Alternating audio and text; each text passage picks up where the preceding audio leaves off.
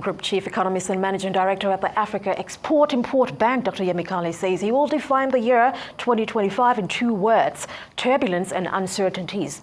Now delivering his keynote address at the 2025 Vanguard Economic Discourse led on Wednesday, Dr. Kale stressed that the country must shift from reactive and crisis management to anticipatory governance to cushion Nigerians from economic shocks.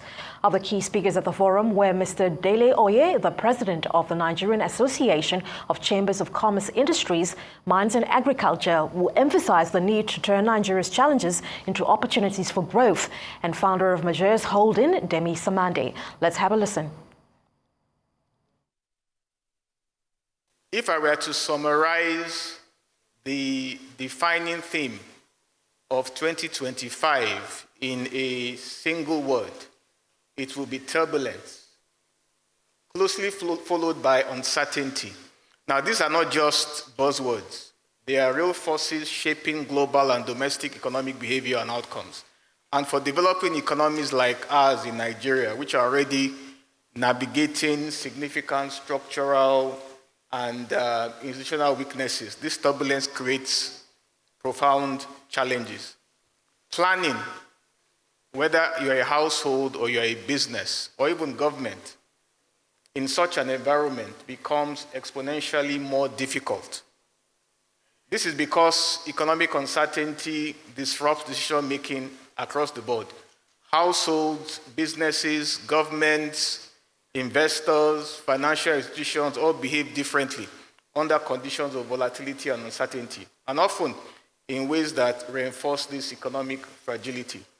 Households, for instance, tend to reduce discretionary spending and increase precautionary savings during periods of uncertainty. That is, of course, if they even have any disposable income to save in the first place. For the vast majority of Nigerians who live hand to mouth, even minor economic disruptions, the stark reality is this: most Nigerians lack the economic buffers, be it savings, social protection, or institutional support required to withstand microeconomic shocks, however temporary.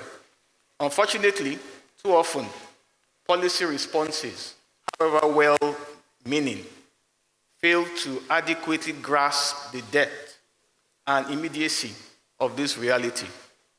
There is a persistent tendency among governments and elite decision makers to underestimate the lived experience of hardship at the base of the socio-economic pyramid.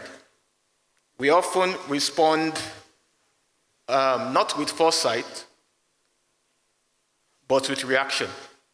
So interventions are frequently triggered only after economic distress erupts into some form of social unrest, at which point palliative measures are deployed hastily and unevenly, rather than preemptively cushioning citizens against foreseeable disruptions. What is required, therefore, is a decisive shift towards anticipatory governance, where policies are not only designed to respond to crises, but to foresee and mitigate them before they inflict widespread harm. Nigeria must act decisively and strategically.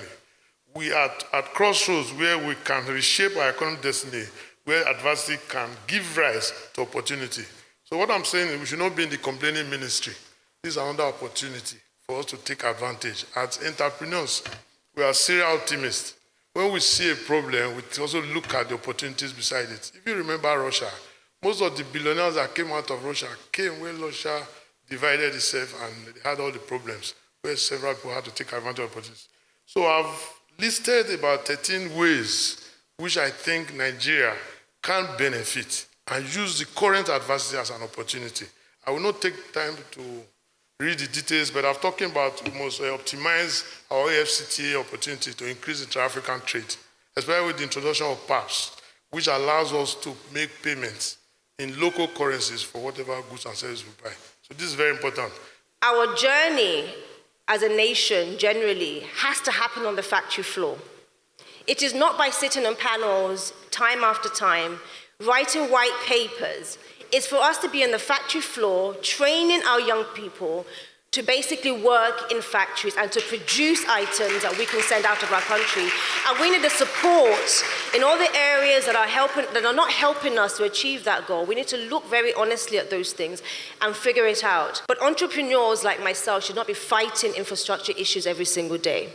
That should not be our focus. We should be focused on innovating. We should be focused on creating jobs and keeping our profits to reinvest back into our organizations and our businesses.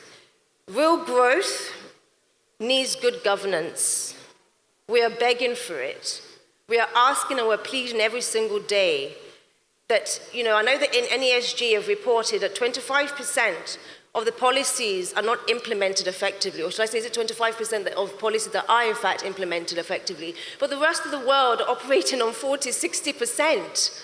The likes of China, the likes of South Korea are implementing every single day through creating clusters of young people, SMEs who are setting up organizations, clusters who are supporting themselves and becoming interdependent. We need to focus on doing more things like that. And sir, you asked me if I really think that these policies are helping us. Policies are fantastic, but like I mentioned, I'm more interested in implementation. Our implementation teams should over exceed our policy creating teams.